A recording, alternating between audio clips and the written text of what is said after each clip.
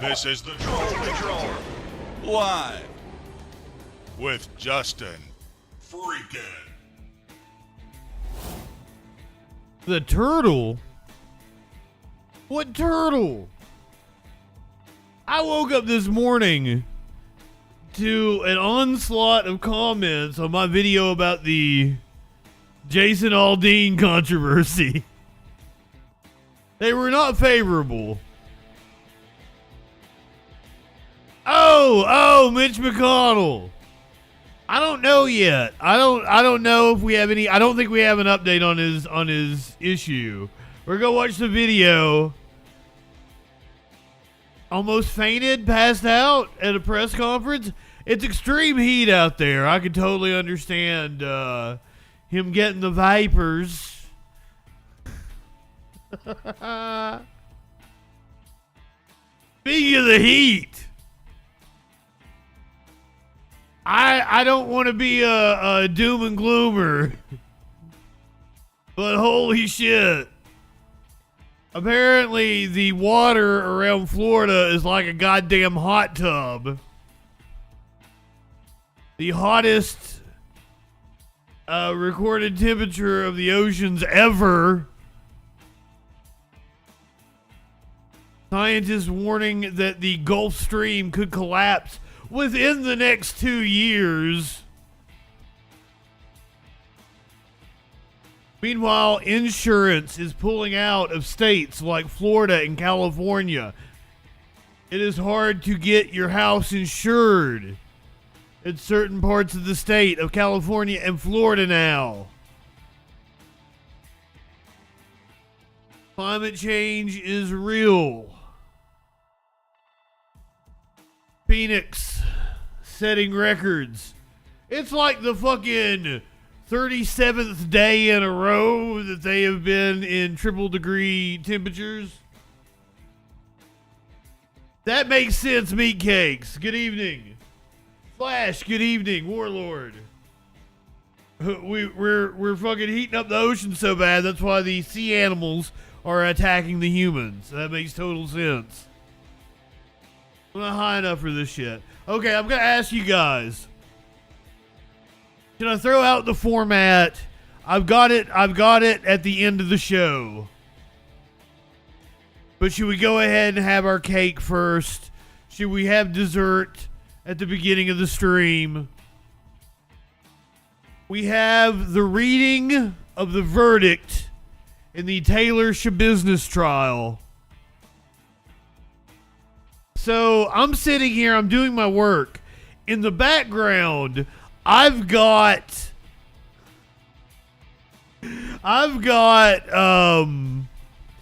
Dustin, good evening. I've got the interrogation video of Taylor Shabusiness being interrogated by the police. It's like a couple hours long. I've got it playing in the background here as I'm like sitting doing my work. My buddy calls me to smoke some marijuana at midday. And I'm like, oh man, you come on, man. Come on, man. I was like, oh man, you interrupted me watching this Taylor Shabusiness interrogation. And he was like, well, how long is the trial gonna last? I'm like, surely not fucking long. They have her goddamn dead to rights. She's admitted to everything. So he asked me that, and then all of a sudden, like, ooh, we have a verdict back at the Taylor Shabusiness trial. I don't know what it is, but I know what it is. I have no idea what the verdict is, but I know exactly what the verdict is. She fucking guilty. She fucking guilty. The media haven't gained an angel today. Meanwhile, in hell, where the fuck is the Pope? Not guilty by reason of breedable. Oh my God. Warlord. Somebody ban Warlord. You live in Cancel sexual Warlord. anarchy?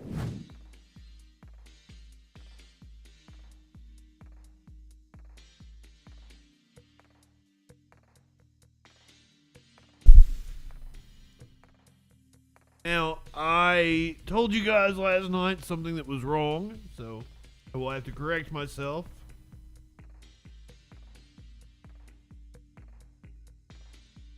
I said I don't know why she's calling herself Mrs. Shabusiness in this video, or in this not video, but this picture, this TikTok screen grab.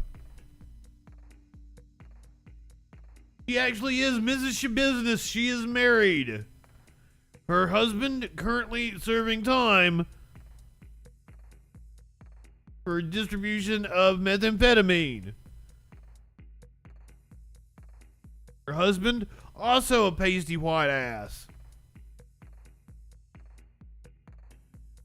So her name is not actually Shabusiness. Or, I mean, it is Shabusiness. It is not her maiden name. I said I was pretty certain that that was her maiden name, and she was not married. She is married. Her husband has issued statements from jail. He says she has mental issues and needs help. Nah, shit. Really? So if you guys would like, we'll go ahead. I had it for the end of the show, but let's go ahead and do it. I can't help it. Gotta have dessert first. Here is the reading of the verdict. Okay, Warlord. So I learned a lot from watching the interrogation with the cops. Shad Thyroid. God, I'm fucking his name up. Shad Thyroid was not her boyfriend. Apparently, she dated him at one point in time the previous year. This would have been August of 2021. She only slept with him once. Back in August of 2021. So this is February of 2022 when the murder occurred. Apparently, they were partying, playing. They were doing the methamphetamine for multiple days in a row. And this is me from listening to her talk to the cops in an hour and something long interrogation. This is me speculating. From what it seems like she's saying, I'm reading between the lines. He wanted to fuck her the entire time. And she was not all about that shabusiness. So at some point in time during his begging, she's like, here, wear this dog collar. And then that's when she started choking the fuck out of him. Now, he did actually get laid. But that came posthumously. So I asked the question last night. I was like, well, did he get a nut before he died? No, he did not. No, he did not. Post choking him out, she apparently went ahead and dismembered the body and cuddled with the head and torso afterwards. And as I thought, pleasured herself with both a dildo and his dismembered genitalia, and she shoved a dildo up his ass. That is what I learned from the interrogation. Here is the verdict in the Taylor Shabusiness trial. My understanding is that the jury has reached a verdict. Is that correct? Yes. Right. If you would hand that to the bailiff then, please.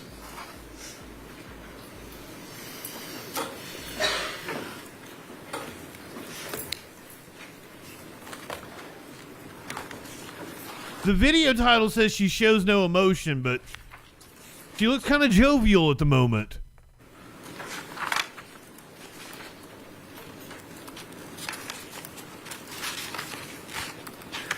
Okay.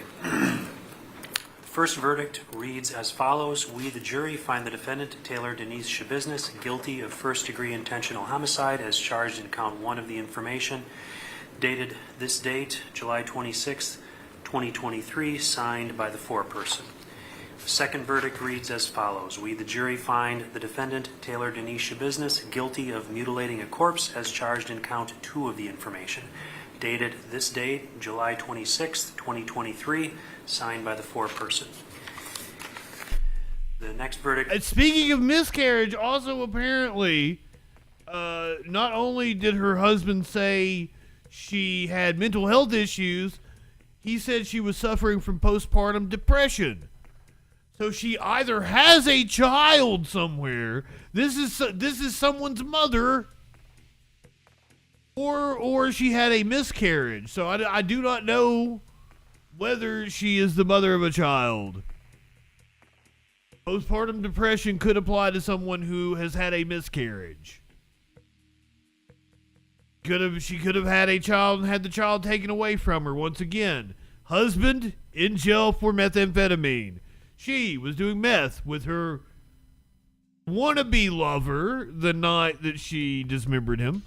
Reads, we, the jury, find the defendant, Taylor Denise Shabusiness, guilty of third-degree sexual assault. Guilty on all counts, and I can't believe there weren't more counts. 26th day of July, 2023, signed by the foreperson. The verdicts appear to be in order. Do either of the parties request that I poll the jury? Mr. Saunders? No. Mr. Freilich? Yes. Okay.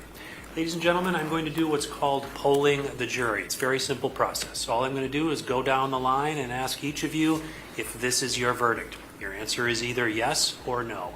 I'm going to start in the back corner, ma'am. Are these your verdicts? Yes. Ma'am, are these your verdicts? Yes. Ma'am, are these your verdicts? Yes. Ma'am, are these your verdicts? Yes. Ma'am, are these your verdicts? Yes. Sir, are these your verdicts? Yes. Ma'am, are these your verdicts? Yes. In the front to the right, ma'am, are these your verdicts? Yes. Sir, are these your verdicts? Yes. Sir, are these your verdicts? Yes. Sir, are these your verdicts? Yes. Ma'am, are these your verdicts? Again, she is found guilty on all counts. Ladies and gentlemen of the jury, for today, your tasks are concluded. We're going to start tomorrow morning on the second phase, at which point Dustin, good evening. we'll give you some further instructions, and then we will get underway on that phase. The attorneys and I have a few things that we're going to need to take up before that phase starts, so I'm going to ask that you be in the jury room by 9:15. I want to start right at 9:15, and we will hopefully get our matters resolved ahead of that time. But for today, your service is concluded. I am going to, again, read you that instruction that I've done every day since you've started. Please do not communicate with anyone about this trial or your experience as a juror while you are serving on this jury. Do not use a computer, cell phone, or other electronic device with communication capabilities to share any information about Is Wisconsin a death penalty do state? not communicate by blog, email, text message, Twitter, or in any other way on or off the computer. Do not permit anyone to communicate with you, and if anyone does so, Abolished the death penalty in you should 1853. report that to me. She's going to spend the rest of her life in prison. When you go home in the evening to discuss this case with another member of your household, but you may not do so. This case must best be decided by you, the jury, she can hope for presented in the courtroom. People not serving on this jury have not heard the evidence, and it is improper for them to influence your is deliberations some and sort of decisions appeal in this case. that they can prove that she After was this trial is indeed completed, you are free to communicate. mentally incompetent to stand trial, and that We are they done. get her out on appeal. Have a good That's evening. all. See you tomorrow morning at 8:15 or 9:15 sharp. Oh, she killed him. She killed him. She cuddled with his corpse. She fucked herself with his dismembered penis. She shoved a dildo up his ass after he was dead. She didn't let him get a nut while he was alive. That's the main thing, man. It seems like this dude had been chasing after her, that she led him on. She was married, but her husband was in jail. So he thought he was going to get him some nookie, and he didn't even get a nut before he died. She got off posthumously.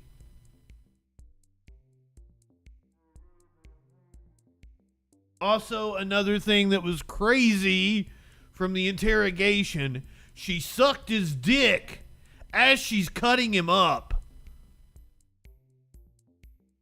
She said it was still half hard. All rise for the jury.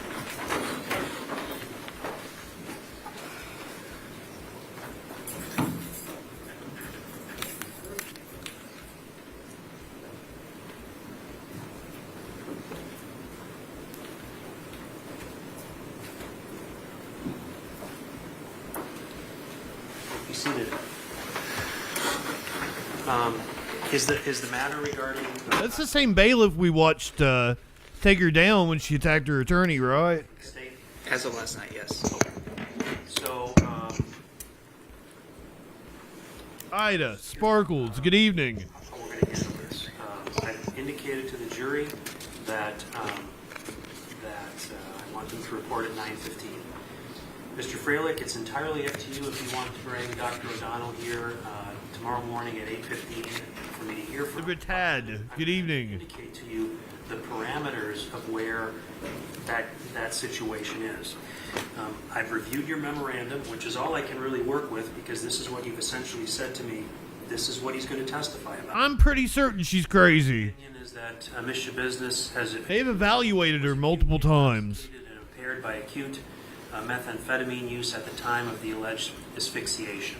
The problem I'm having with that assertion is I'm not sure it's relevant given the status of the intoxication defense. See, that was a direct quote. I was sucking and cutting.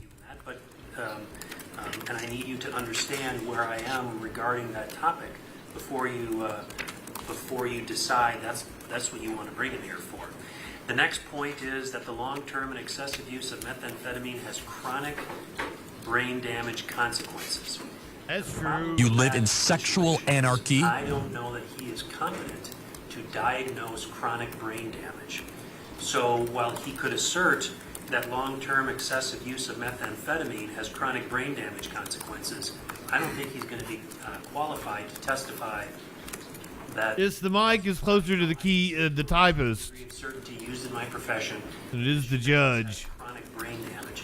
Frankly, I think the only opinion that's been asserted regarding her mental health condition as far as a diagnosis is bipolar, and that was done at Nicolay, and there's some dispute about whether that was an accurate diagnosis, but I don't know that I can't imagine that she's not schizophrenic, right? as being a chronic brain damage. So I'm concerned. The court seems pretty certain that Start opining about that the only thing she may be is bipolar. even if he is able to say that she does have chronic brain damage, the next step he has to take is that somehow that impacted responsibility, and I think there's a concern there as well. But I'm putting you on notice of that view that I'm starting to develop regarding the submissions you've made to me. The second bullet point is that long-term adolescent use of marijuana arrests brain development. Again, I'm not familiar with the diagnosis that any qualified psychologist or other professional qualified There makes. does seem to be some danger of psychosis I don't know that to adolescent marijuana use, but I think it's extremely rare. heard that, but Reefer madness indeed. so the notion that you can opine that someone who uses marijuana as an adolescent might have brain damage, I'm not sure is going to be useful to this jury because we don't know if your client has that. And the next step is, how does that affect responsibility? And I'm not sure he's qualified to give that opinion either. The next bullet point is, Ms. Business was not treated with psychotropic drugs to control or mitigate her psychiatric illnesses. He certainly, and again I want to say, I'm satisfied that he's qualified as a pharmacologist. I'm not questioning his qualifications as that. He certainly reviewed his CV and listened to his testimony at the prior hearing, and he's a qualified pharmacologist for sure. But as far as psychiatric illnesses, again, the only thing that I've heard about from the testimony in the records is a bipolar diagnosis at Nicolay, which these other psychologists... Brown County, Green Bay. It's so not that- far outside of The thing that one could conclude from this assertion is that she was not treated with Green Bay proper, I'm pretty sure. or mitigate her bipolar disorder. And then the question is, how does that impact responsibility? Many people have bipolar, so the next question you have is does someone who has bipolar, will the consequences be that you're unable to appreciate the responsibility in a criminal case? That's another concern I have with whether he's going to be qualified to even testify about that. The next point is psychotropic drugs do have efficacy in a large percentage of patients who take them. Well, I'm satisfied he'd be competent to testify that's about that. the hour and 24-minute video I was watching. I'm not sure.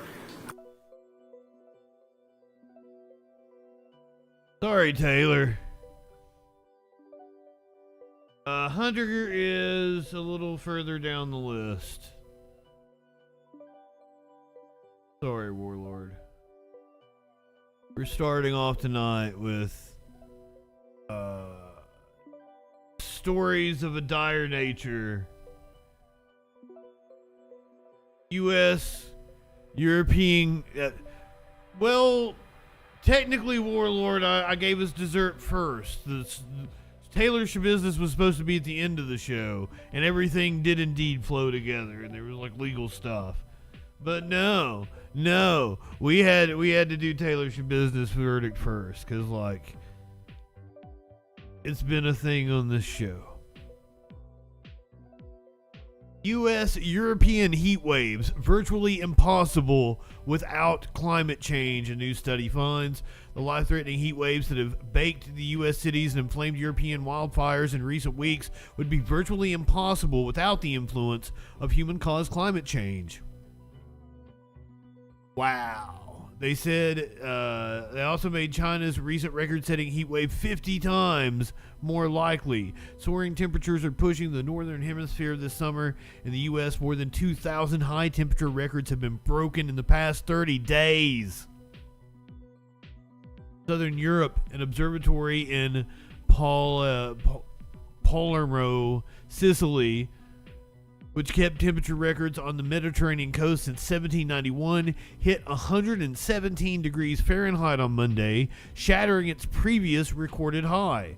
And in China, a small northwest town recently recorded the hottest temperature in the country's history. July is likely to be the hottest month on Earth since records have been kept.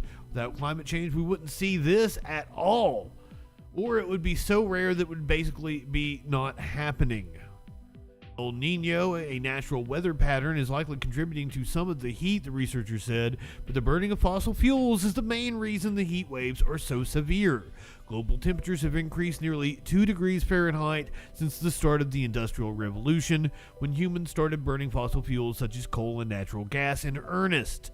To determine what role that warming has played on the current heat waves, the researchers looked at weather data from the 3 continents and used peer-reviewed computer model simulations to compare the climate as it is today with what it was in the past. The study is a so-called rapid attribution report, which aims to explain the role of climate change in ongoing or recent extreme weather events. It has not yet been peer-reviewed. The researchers found that greenhouse gas emissions are not only making extreme heat waves, the world's deadliest weather events, more common, but that they made the current heat waves hotter than what they would have otherwise been by multiple degrees Fahrenheit.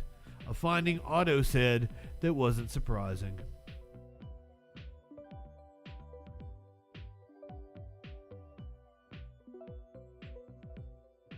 If you're wanting to go for a soak in a steamy hot tub, Florida is your place right now.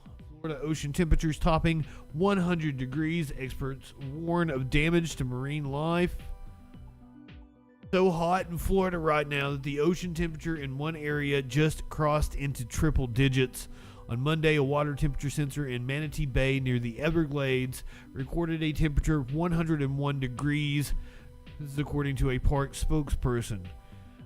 Warlord, I'm sorry. I know when I say 101 degrees, it's like, what the fuck is this? Is this Seppo saying?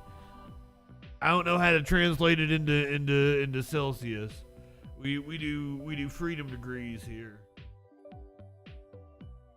The startling data matched high water temperatures observed elsewhere in the Florida Bay recently, and the scorching conditions could pose a major risk to coral and other marine life. High temperatures over long periods of time can have a detrimental impact on the marine plants and animals. Hey, that's an understatement.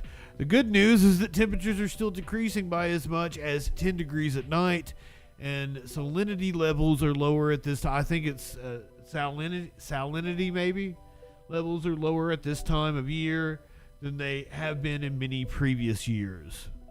Well, that's good. I assume that's the salt composition. Salinity.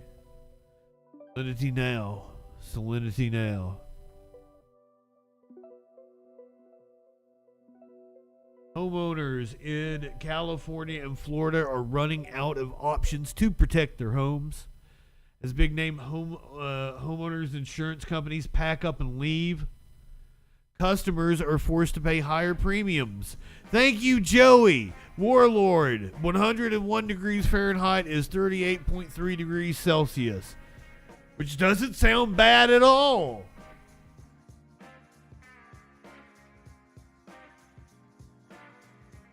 And for those of you who didn't know what I meant when I called myself a Seppo, that's what Australians call anyone from the U.S. It means septic tank. So they call us Seppos. And I think that's adorable. We're the world septic tank. Homeowners in California and Florida are running out of options to protect their homes. As big-name homeowners insurance companies pack up and leave, customers are forced to pay higher premiums for the few insurance options that remain.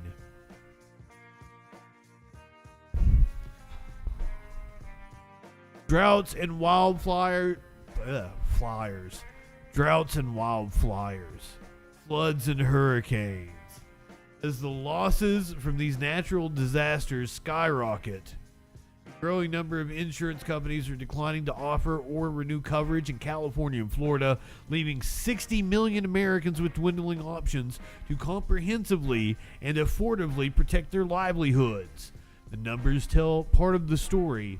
In California, there have been 8 disaster events since 2020 that have caused between $20 billion and $50 billion in damages combined. In Florida, 16 severe storms or hurricanes since 2020 have caused between $100 billion and $200 billion in damages. That includes Hurricane Ian, which has emerged as the third costliest storm in U.S. history. This fall could absolutely be devastating for hurricanes, for Florida, for the Gulf Coast. Holy shit. The retreat of household name insurance companies is one reason homeowners in Florida and California are seeing eye-watering increases in premiums, raising fresh questions about whether the already soaring cost of living in these two states is sustainable for its residents. California, the average annual home insurance premium is $1,300, up 16% from 2019. As more insurers have exited California's borders, the state's Fair Plan Association, which was established for California homeowners who are not able to find insurance in the traditional marketplace, has seen enrollment numbers approximately double since 2019. If that sounds like a lot, it's got nothing on Florida, where average homeowners insurance premium is now $6,000, up 200% from just 2019. Today, the Citizens Property Insurance Corporation, which is Florida's state-run plan, funded by its customers' premiums, now serves as the largest and fastest growing insurer in the state. State-run insurance. That's socialism. The company now has some 1.4 million policies and counting, comprising roughly 1 in 8 Florida households, and up from fewer than 500,000 policies in 2019. A confluence of factors has gotten California and Florida to this point, some unique to each state and others disputed by the insurance industry. But the consensus generally comes back to climate risk and the rising cost of rebuilding homes.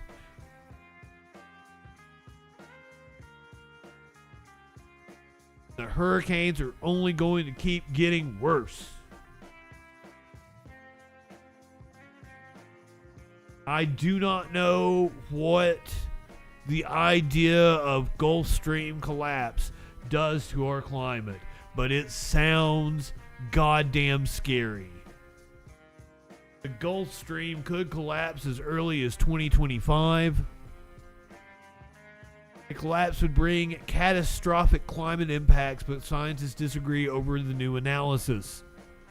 The Gulf Stream system could collapse as soon as 2025. A new study suggests the shutting down of the vital ocean currents called the Atlantic meridional overturning circulation. Meridional. I'm fucking that up bad. By scientists would bring catastrophic climate impacts. AMOC was already known to be at its weakest in 1,600 years, owing to global heating, and researchers spotted warning signs of a tipping point in 2021. The new analysis estimates a timescale for the collapse of between 2025 and 2095. That's a huge window. Central estimate is 2050. If global carbon emissions are not reduced, the evidence from past collapses indicates changes of temperature of 10 degrees Celsius in a few decades, although these occurred during ice ages. Other scientists said the assumptions about how a tipping point would play out and uncertainties in the underlying data are too large for a reliable estimate of the timing of the tipping point. But all said the prospect of an AMOC collapse was extremely concerning and should spur rapid cuts in carbon emissions. AMOC carries warm ocean water northwards towards the pole, where it cools and sinks, driving the Atlantic's currents. But an influx of fresh water from the accelerating melting of Greenland's ice cap and other sources is increasingly smothering the currents. A collapse of AMOC would have disastrous consequences around the world, severely disrupting the rains that billions of people depend on for food in India, South America, and West Africa. It would increase storms and drop temperatures in Europe and lead to a rising sea level on the eastern coast of North America. It would also further endanger the Amazon rainforest and Atlantic ice sheets.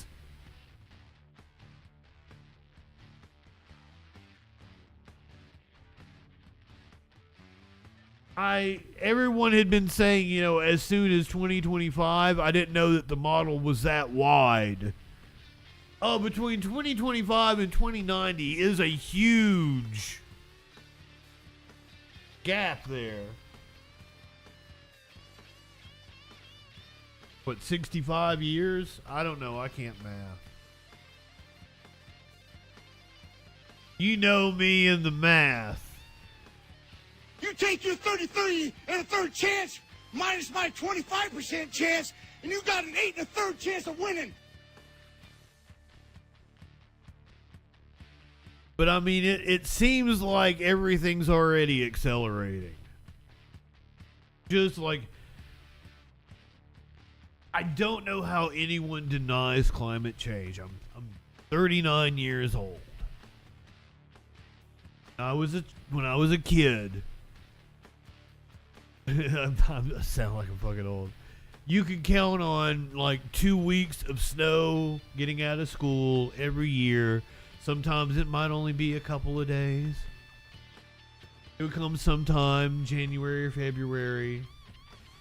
We'd get a little snow here and there between, before and after that.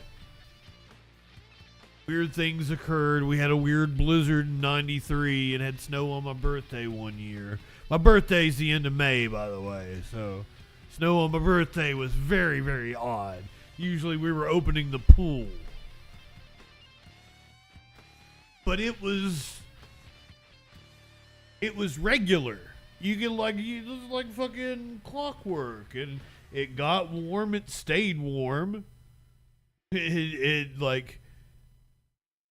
wouldn't be fucking 30 degrees one day and 80 degrees the next, which I've seen happen numerous times in the last couple of years.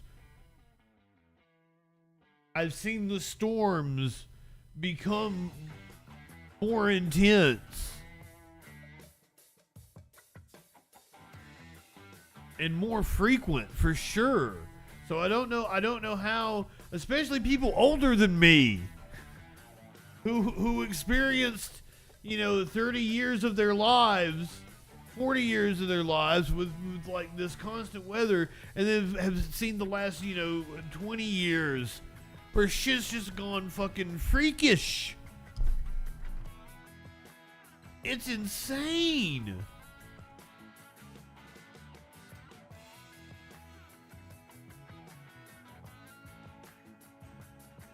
Look at the whole climate change thing, is how, as I understand it, it's just like it's a better label, Global warming is global warming is a side effect of climate change.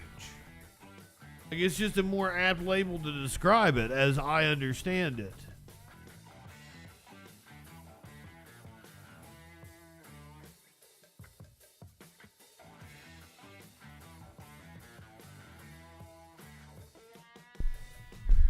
I hope everyone is staying cool out there. It is warm in many places, and apparently we ain't done.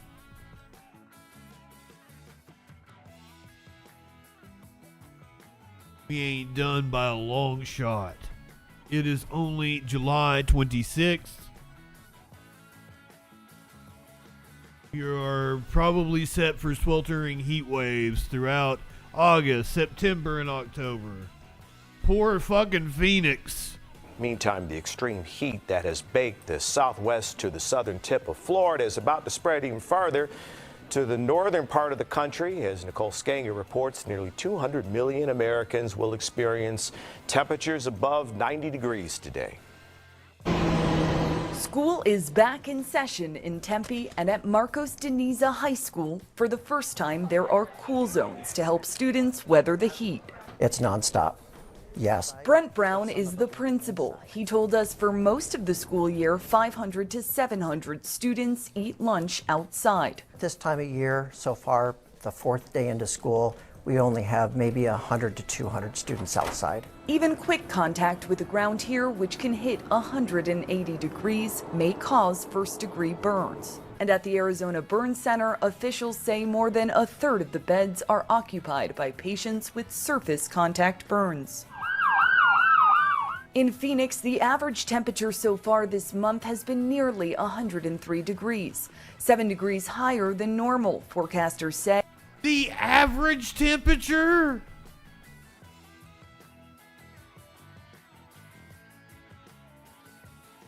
The average temperature.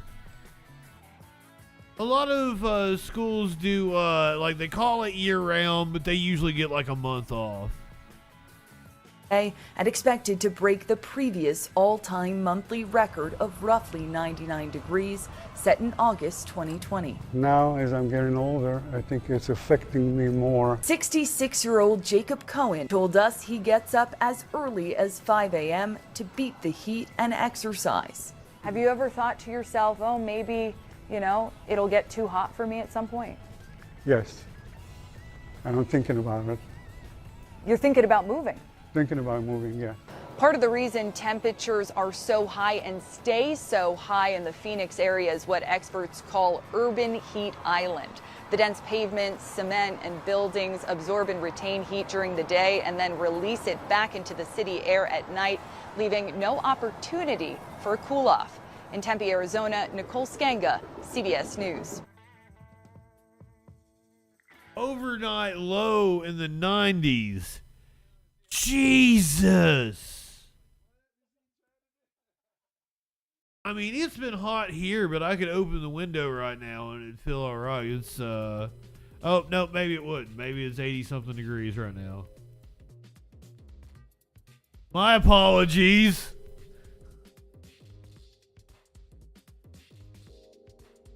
The heat affecting everybody could possibly have affected Mitch McConnell this afternoon.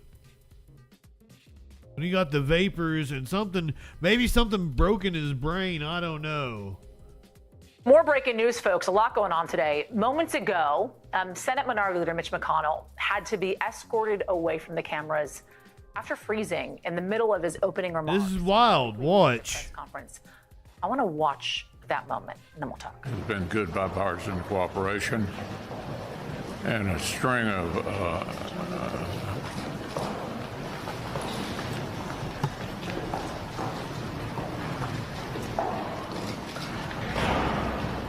I don't want to mock him because I've been there.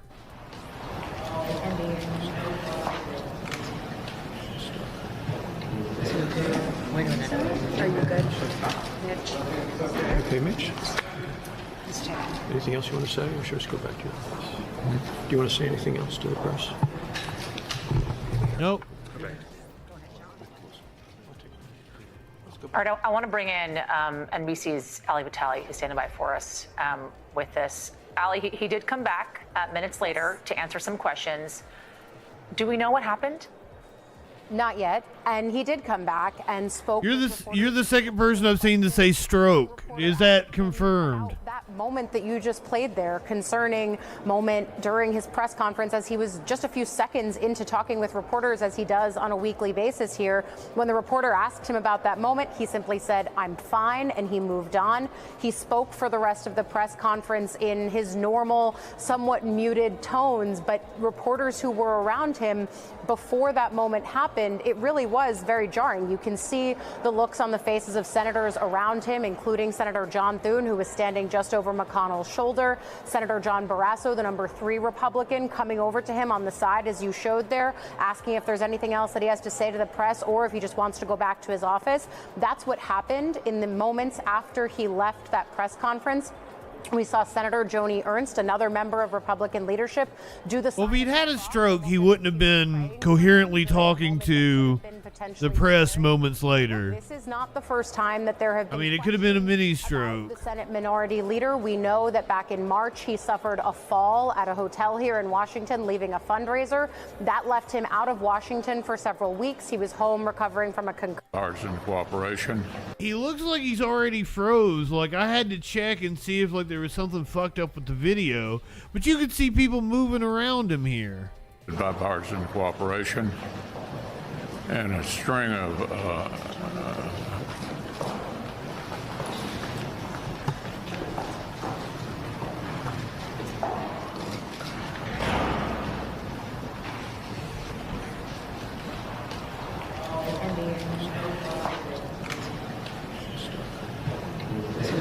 Windows rebooting. Okay, Mitch? Anything else you want to say? He doesn't look good. Do you want to say anything else to the press? Nope. All right, I want to bring in NBC's Ali Vitale, who's standing by. Hold on, let me get the picture for you. Like, this is just what he looked like, before the press conference started. Or no, that might have been when they're checking on him, so that's when he is having his episode. But, like, he looks frail.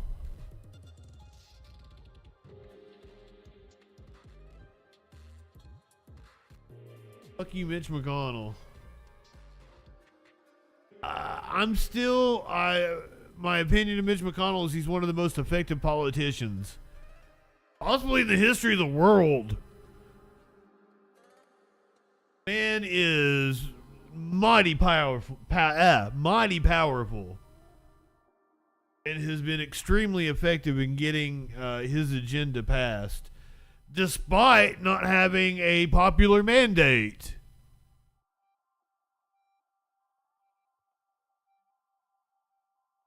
Seriously, Joey, I have no idea why they want to stay in. I mean, just hanging on to power.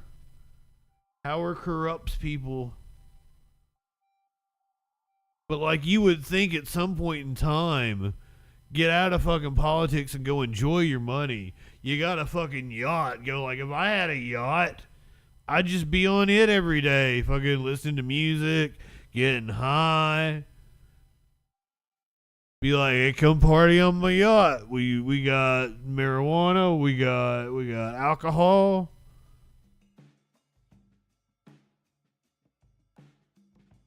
Fuzzy Simba, good evening. Richard, did I tell you good evening? Perhaps Mitch had just heard about Sinead O'Connor. And I'm sorry to call her that. Like, that's not, well, I mean, she performed under that name. So I guess it's still okay to call her that, but she actually converted to Islam and adopted a whole new name, but apparently was still her stage name was still Sinead O'Connor. We're gonna talk about it. We're gonna get the Sinead O'Connor because I have mad fucking respect for that woman. As I posted on social media earlier, she did more to fight pedophilia than the organization involved with Sound of Freedom. That's a fucking fact. I don't want to say put her career on the line, because she had a quote that she was like, no, I put other people's career on the line. No, I did fine. She was a badass woman, but we're gonna get to that a little later. Before we do that, come on, man, we gotta talk about Hunter's dick. What options may the judge have now moving forward, and what, in your view, and I realize this is tea leaf reading, seems to be among the likelier outcomes here? I believe under the rules, the judge is required to set a preliminary hearing date now that there's been a not guilty plea. I'm not so sure if we'll see that pop up on the docket or if it's something that was addressed. But procedurally, that's really what happens next. In all likelihood, the parties will work something out in the next 2 weeks before that 21-day period. And another thing to point out is I think the judge was exactly right. When it comes to pretrial diversion, they didn't intro it, so my apologies that I didn't intro it. They're talking about Hunter Biden. Hunter Biden actually went to court today, was expected to plead guilty and accept a plea deal. The judge not okay with the deal for some reason and has put a hold on it.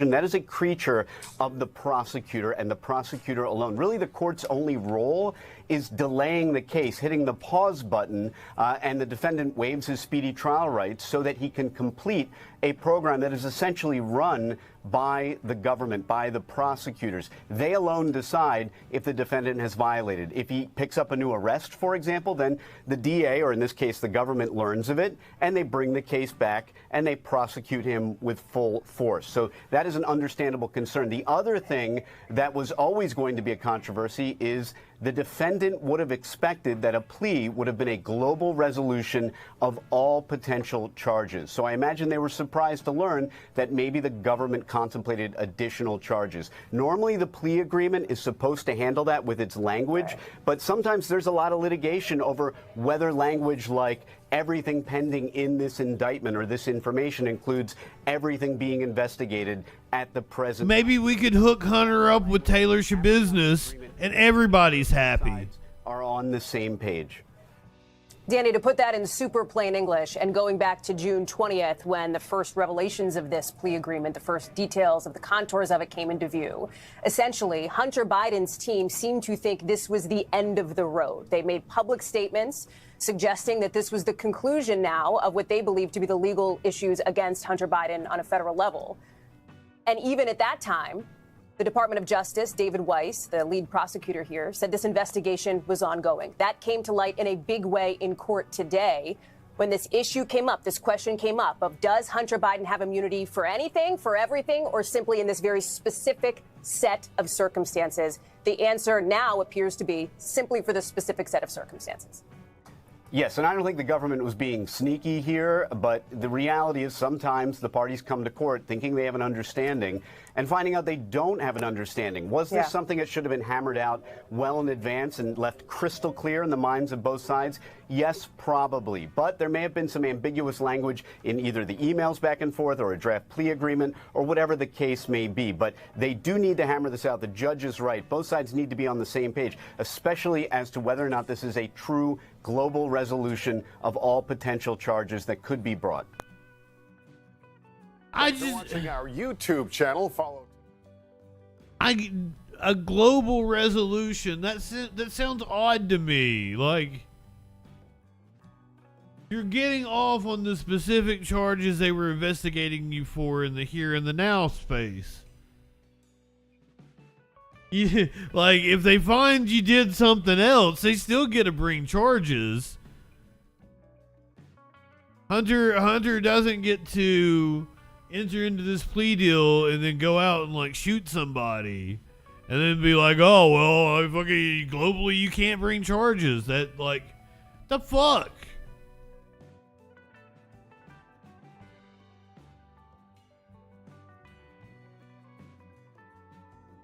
Let's go to civil court, where Rudy Giuliani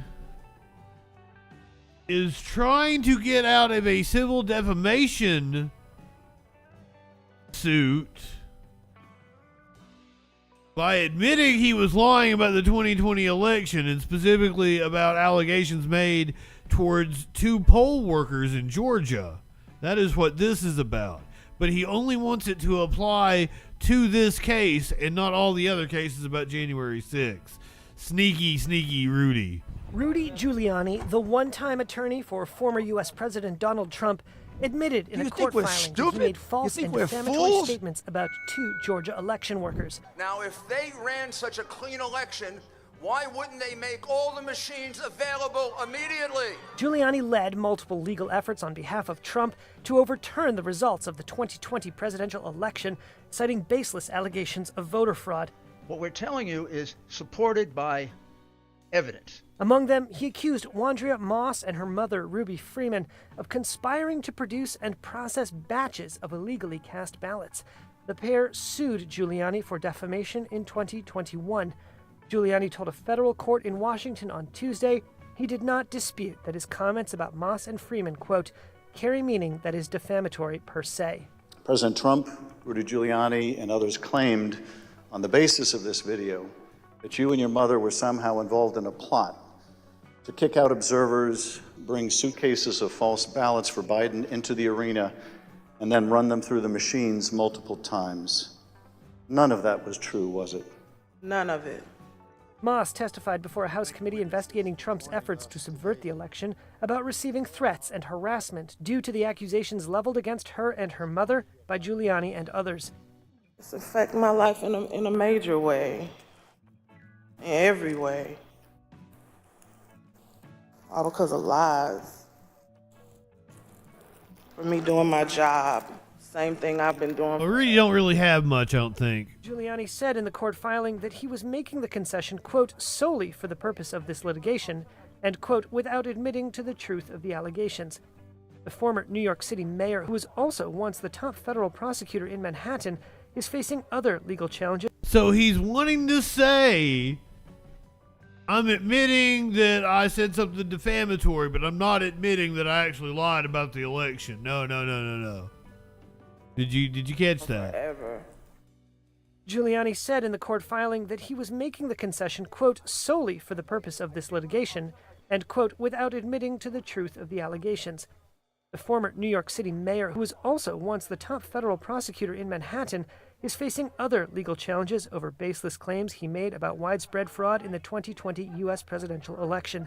Over the next 10 days, we get to see the machines that are crooked, the ballots that are fraudulent, and if we're wrong, we will be made fools of. You were made fools of. Suspended Giuliani's law license in 2021, and a District of Columbia ethics hearing committee earlier this month recommended that his license there be revoked. He's also facing defamation lawsuits from voting companies Dominion Voting Systems and Smartmatic about fraud claims he made about the 2020 election. That comment, that was almost like the Lindsey Graham, like, if we elect Donald Trump, it will destroy the Republican Party, and we'll deserve it. Lindsay was right. Rudy was right there. And if we're wrong, we'll be made fools of. Yes, Rudy. Yeah, fucking tell us about it, Rush. As a conservative, it's getting harder and harder to not look like a kook. I love that motherfucker said that like right before he died. Even he was done with the right-wing bullshit. Thank you, Rush Limbaugh, for coming to your senses. As a conservative, it's getting harder and harder to not look like a kook.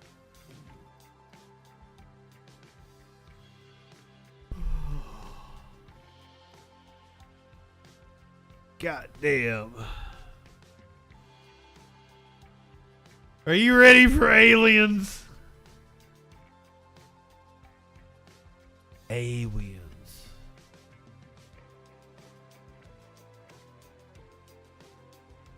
Has the United States government made contact with aliens? That was the topic of conversation today at a hearing on UFOs. We apparently have a whistleblower that says the U.S. is covering up something. If you believe we have crashed craft, stated earlier, do we have the bodies of the pilots who piloted this craft? As I've stated publicly already in my News Nation interview, biologics came with some of these recoveries. Yeah. Were they, I guess, human or non-human biologics? Non-human, and that was the assessment of people with direct knowledge on the program I talked to that are currently still on the program. And was this documentary evidence, this video, photos, eyewitness? Like, how would that be determined? The specific documentation I would have to talk to you in a skiff about. It sounds like you heard it through the grapevine. Like, I'm not sold. I'm not sold. I'm not done hearing testimony from this stupid ass fucking UFO hearing. Have you faced any retaliation or reprisals for any of your testimony or anything on these lines? Yeah, I have to be careful what I say in detail because there is an open whistleblower reprisal investigation on my behalf, and I don't want to compromise that investigation by providing anything that may help provide somebody information. But it was very brutal and very unfortunate, some of the tactics they used to politically, both professionally and personally, to be quite frank. Yeah. It's very unfortunate. As they say, when you're over the target, that's when they do the most firing at you. Do you have any personal knowledge of people who have been harmed or injured in efforts to cover up or conceal these extraterrestrial technology? Yes. No. Have you heard no of way. Anyone been murdered that you would think that you know of or have heard of? I guess I have to be careful asking that question. I directed people with that knowledge to the appropriate authorities. Directed people with that knowledge to the appropriate authorities. I don't trust this guy.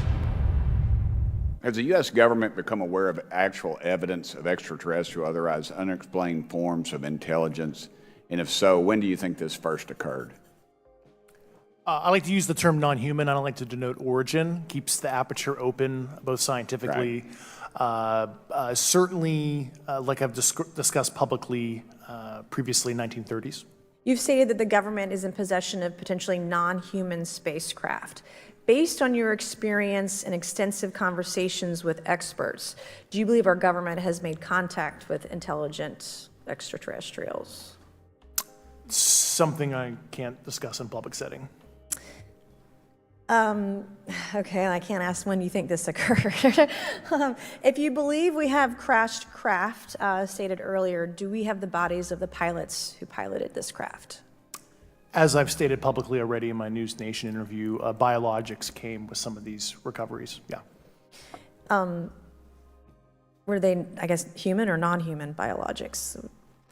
Exactly. It's a clown show indeed. I talked to that are currently still on the program. This is a UFO whistleblower. Video, photos. Yes, this is in Congress. Be determined. The specific documentation I would have to talk to you in a skiff about.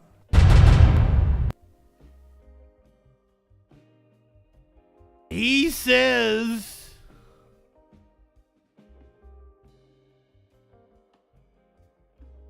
federal government goes to great lengths to keep alien spacecraft secret from the public, even killing its own citizens. This is according to former Air Force intelligence officer David Gursk, hinting murder has been a key part of a government conspiracy to hide evidence of extraterrestrials. This took place today.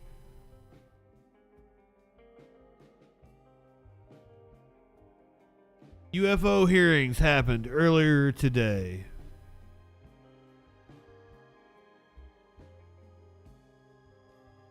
Did this Marine in North Carolina have some sort of fucking evidence about aliens, and that's why he got offed?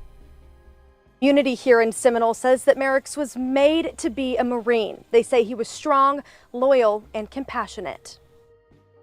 All he ever wanted to do is just prove that, you know, he could do something with his life, and he did. He did a lot with his life, and I'm proud of him for everything that he accomplished. The Seminole community remembering Merrick's Dockery, a 23-year-old Marine who passed away in North Carolina earlier this week. They remember the things he loved. Cross-country state. Wait, no. I didn't come to hear about him. 4 years. That's something that was a passion he had. He loved. I'm sympathetic to hearing about him, but no, the reason this got played on the Troll Patrol is like 3 kids in a car just found dead at a gas station. There's something funky going on. Playing guitar, he was actually picking up on learning how to play guitar. Anytime he FaceTimed me, at least, he was always playing it. And the way he served. Dockery joined the Marines after graduating from Seminole High School in 2019. And went through so much that I bet really any of us couldn't go through. Nation, it's a loss. I mean, he's a Marine, and that's a big deal. I'm just very thankful for the service that he gave to us and for fighting for our country. And while they mourn his loss, I know so many people loved him, and I know he can see that too. Honestly, feel like he was loved by so many more people than he thought he was. Oh no, I want to know what the fuck happened.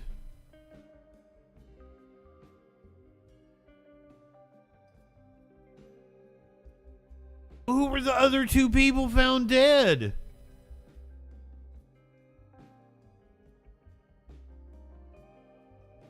Marines. It was multiple Marines. Detectives do not suspect foul play in the deaths of 3 people whose bodies were found inside a car parked at the Speedway here in Hampstead on Sunday morning. Sergeant Chester Ward with the Pender County Sheriff's Office says deputies were called to the gas station around 9 o'clock Sunday morning. As of Monday evening, detectives have not released the names of the 3 people who were found dead. I am told officials will have to wait for autopsy results to determine how those people died. Sheriff Alan Cutler does not know how long it will take to get those results back. I am also told this is being treated as an isolated incident and there is no threat to the public. I stopped by the sheriff's office but was told no one was available for an on-camera interview. We'll continue to follow this. It says Marines, but we don't know names.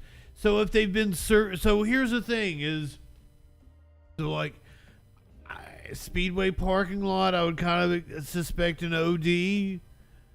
Okay, so say that you were a user before you went into the military.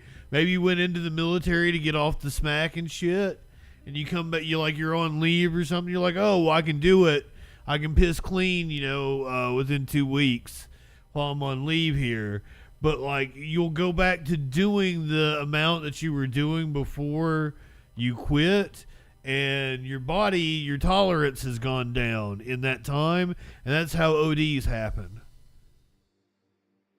Almost every OD you hear about, I don't want to say almost, especially now that we're getting to the point where like tainted drugs are a big source of ODs. But it used to be when you'd hear about an OD, a lot of times somebody would get out of jail. They haven't used for a while. That's what happened to G.G. Allen. I was getting ready to say, like, dude that threw the shit at people. Yeah, there's something going on here, but, like, drugs seems to be the most likely source. I would think. But suicide pact? This investigation and bring you any updates both here on air and online. Reporting in Pender County, Zach Solon, WECT News. Thanks for watching our YouTube. They could have had information about aliens. How I segued into that.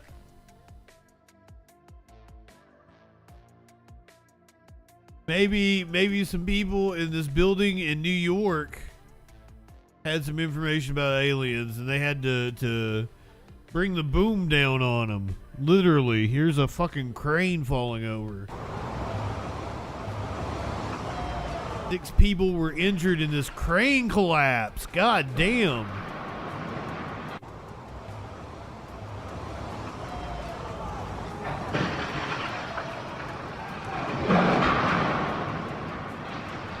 Why is the crane on fire? Ooh.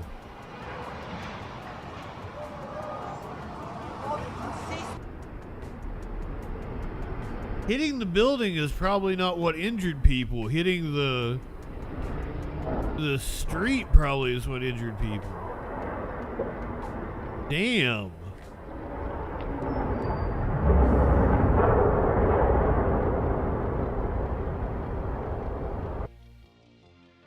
Insane video.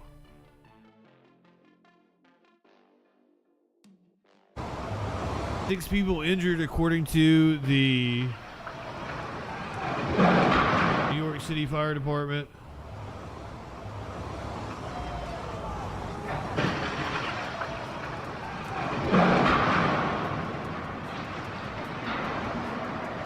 The sound is wild.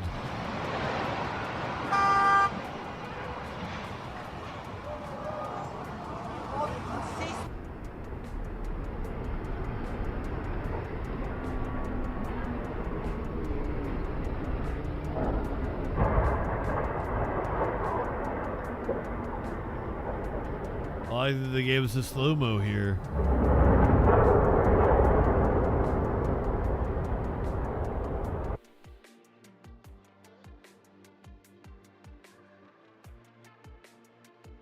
Wow. Lucky that only 6 people were injured. That is amazing that there was no death toll to accompany that.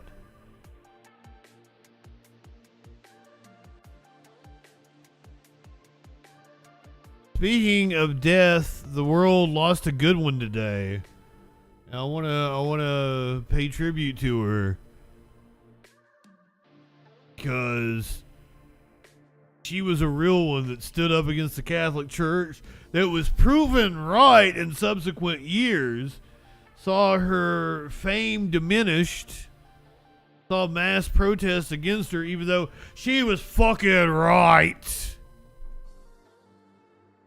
Sinead O'Connor passed away earlier today. I feel bad because for some reason I thought she had already died. She had went missing a few years ago. Apparently her son died last year. He had went missing and had committed suicide or something. We do begin with that breaking news from the music world. ABC News is learning that Irish singer Sinead O'Connor has died at the age of 56. In a statement, O'Connor's family says they are devastated and they are requesting privacy at this time. The singer shot to stardom across the world in 1990 with that haunting cover of Prince's Nothing Compares to You.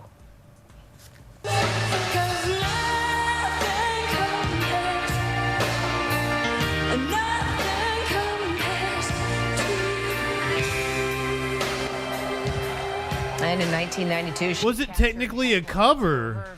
Like he wrote it for her, didn't he? Church when she unexpectedly ripped up a picture of Pope John Paul II during her performance on Saturday Night Live. Grammy Award-winning singer leaves behind 3 children. ABC News contributor Mike Muse joins us now, of course, to talk about just Sinead. Now I'm hung up on fucking cover. A cover is a song, like, because as I like, Nothing Compares to You had not been released before. She's the original artist. And Prince wrote the song. He recorded his own version of the song, but it wasn't released until one of his posthumous albums. Like, he just did like a demo of it. So is it still a cover song? Because it's kind of like, Try That in a Small Town is Jason Aldean's song, but he didn't write that motherfucker. But he's the original artist. And like this is like the first, like, I shouldn't be hung up on the word cover. I didn't think it was a cover, because a cover implies that someone else has done it already and released it, and then you cover it. But she's the original artist. But it's a Prince song. Glad we could clear that up. As a singer, as a person, her struggles, her battles. Let's start just with her music. She had a tone, a sound, a vibe that was just unmatched, Mike. It really was. It was almost uncanny. She had a way of not just singing music, but delivering music. It was almost theatrical in her vocal performance. Her vocal tone and texture was rich. It was deep. It had a little bit of pain that you can hear through it. And you can tell just in the voice that the voice told a story even without the lyrics. You know, she talked about, I'm just looking back at some interviews that she had done, and she talked about growing up with a lot of trauma and abuse, and that she went straight into the music business, she says, and never learned really how to make a normal life.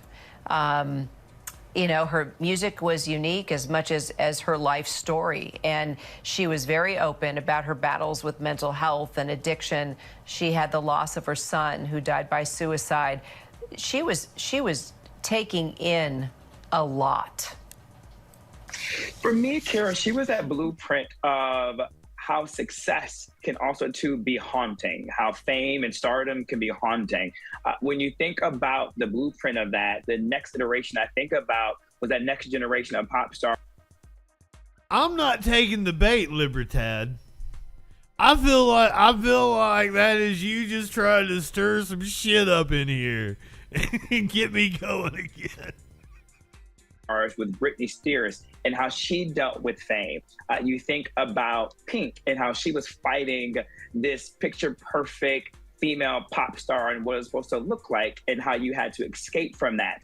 In part, Sinead O'Connor talked about her book recently, that moment on SNL, a lot of people thought that it ruined her personally. Now, I will argue that I think that it did, and she will admit that the trauma was subconsciously in her, but she said it freed her from that ability to be this picture perfect pop princess. And so she said she was allowed to be flawed. She was allowed to make mistakes. And when you're under the microscope, when you're under the lights, when you're under the stage, you don't have that opportunity to make mistakes as you're always being criticized. And that is for somebody. And that's like what? That's Saint John, Pope Saint John or Saint Paul, some shit like this. This is like fucking 3 or 4 popes ago. This is before Francis and Benedictus. Saint Paul II, I think. He was already coming from a fragile place. What most people don't know is that when she ripped up that picture of Pope John Paul II, that picture was actually hanging on her mother's wall. And the reason why that was so symbiotic for her is because she said that her mother sexually and physically abused her. And so what she was doing was, not only was it a statement against the Catholic Church at the time, which was unpopular to go against the Catholic Church, but it was also 2 rebellious acts to free herself from what she believed her mother did to her. So it was a relationship and in conversation with the Catholic Church, sexual abuse and child abuse, as well as her mother's sexual abuse and child abuse coming together at the same time, ripping it up in protest. It seemed that her life started to change at one point. John Paul Ringo. She converted to Islam. She changed her name. There was a lot clearly that she was dealing with, and I guess at this time, you tell me, she thought that this would be the way to find healing and deal not only with that sexual abuse as a child, but also the other mental health issues she was dealing with. Why do you think she did that? Why do you think she chose Islam? Do you think she did find a sense of peace at the time that she did that? I think when you go through a traumatic experience, so what she did as a child, as a young adult, and then as a star, and then what was done to her post SNL, I think that you're always looking for a higher power. You're looking for something to turn to kind of give you peace within and to try and make you feel whole and to feel settled.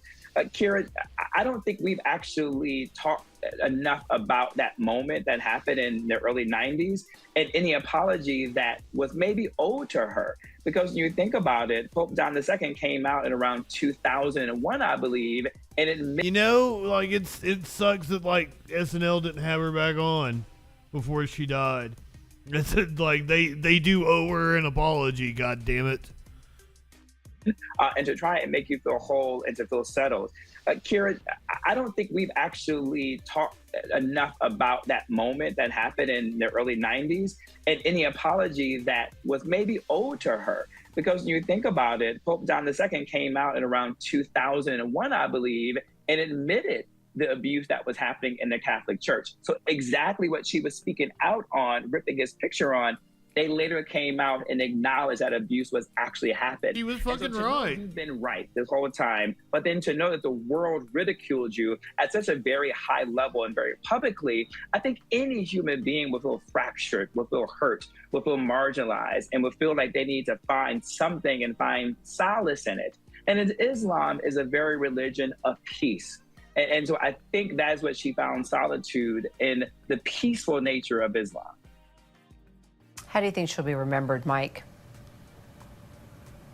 I think before her passing, we looked at her as this person of rage, this person who ripped up the Pope's letter. But I think once we began to unpack her legacy more, I think we'll reveal that she was a truth teller. She was someone who was unafraid to speak her truth. Now, she was covering a song. She was covering Bob Marley when she ripped up the picture. That was a cover song. And how complicated that it was, and that she was a true artist in that form. Many artists of the greats are very complicated, have a very complicated story, and I think that her story may be just getting rewritten.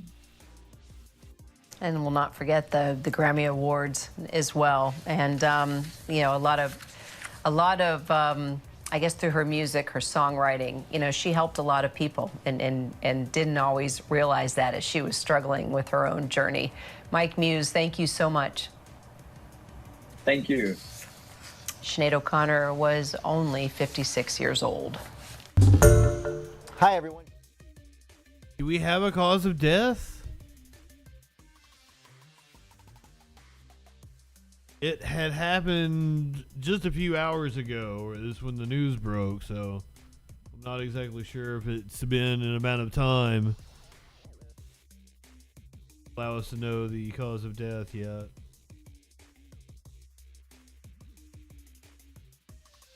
Her son committed suicide, and she had took up advocacy. So it would really be sad if that's how she went.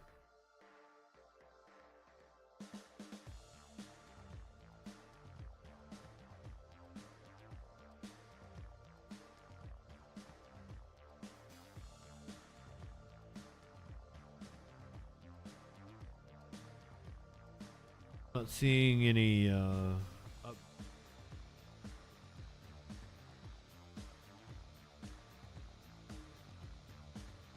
death was announced Wednesday in a statement sent to Irish media by her family. Cause of death was given. Do go listen to some Sinead O'Connor music. I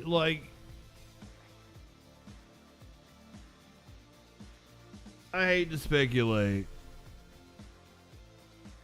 but here, That's a really sad note, so I owe you something, you know, like cute and cuddly. Like, I can't give you geese attacking a man tonight. I gotta give you something cute and cuddly to end with. I'm sorry for the... Oh, by the way, anyone listening on the podcast, my apologies for not putting it up until this afternoon. That was totally my bad. Apparently, I didn't hit publish on it last night. You should have had it last night. You had it this afternoon. I'm sorry.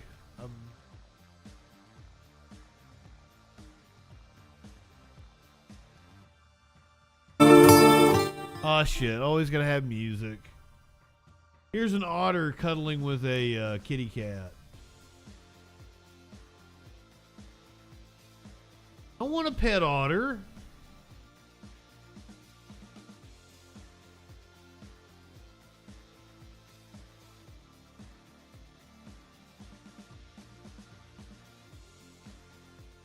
Sorry for the shorter streams here. I've been dealing with like back issues.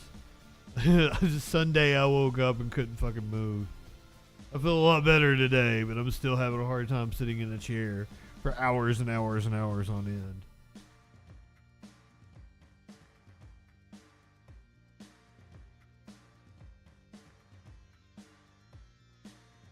We're gonna try to do Sound of Freedom on Saturday. Man, that otter really likes that cat.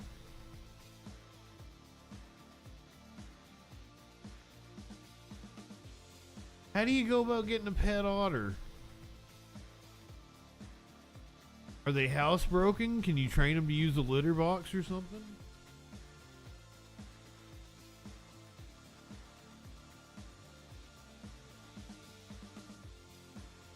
I don't blame him. Kitties are cuddly.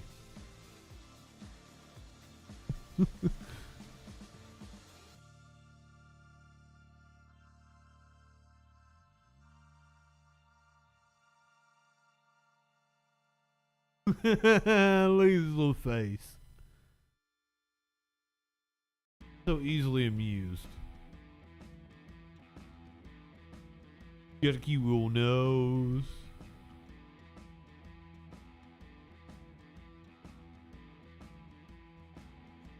Oh, you know what? There was the RFK thing last night. You want to watch an RFK clip before we go? We'll do it tomorrow. We'll do it tomorrow.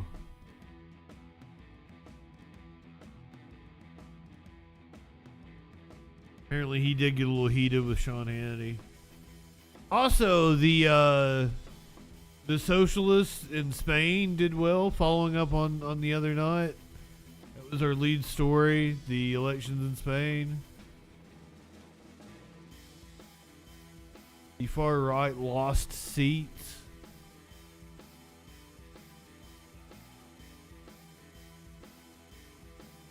Socialists considered it a win. The Fed hiked interest rates today. That was a story that was on the chopping block. Maybe we'll do that tomorrow night.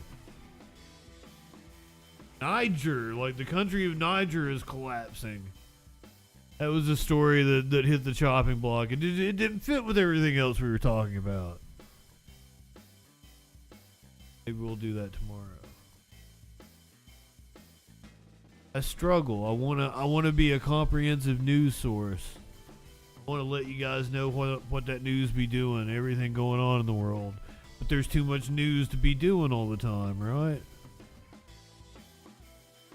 I can't sit in this chair for fucking 4 or 5 hours every night.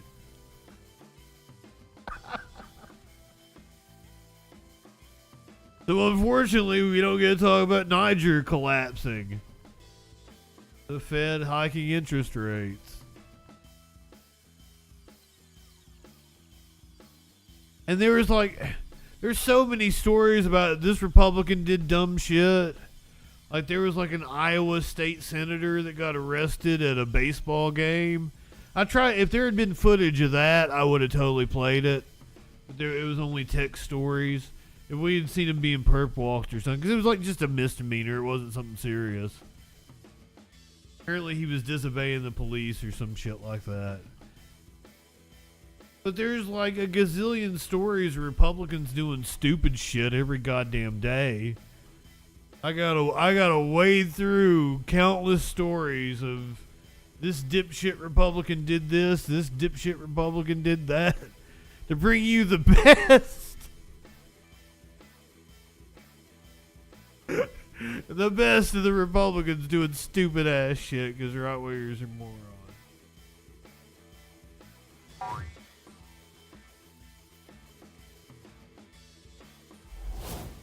Also, I wanted to talk about like the Alabama Republicans rejecting the congressional or rejecting the Supreme Court telling them to draw 2 black districts on the congressional map, and they only drew 1 again. And then there's another state that is like shirking the Supreme Court. I can't remember which one it is. I wanted to do those 2 stories together, but like I only had limited time. It was when my back really hurt. I had to chuck those 2 stories. Just know, like I'm over here like agonizing over which news stories I'm gonna bring you each night.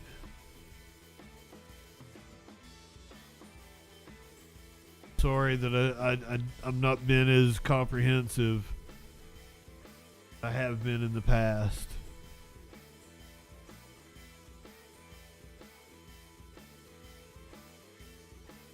I'm gonna try harder. We'll do longer streams come the fall. We really get into the election season. Go ahead, light one up, tip one back. It's alright to have a little fun before you hit the sack. I'm JustinFREAKIN. We'll see you tomorrow night on the Troll Patrol.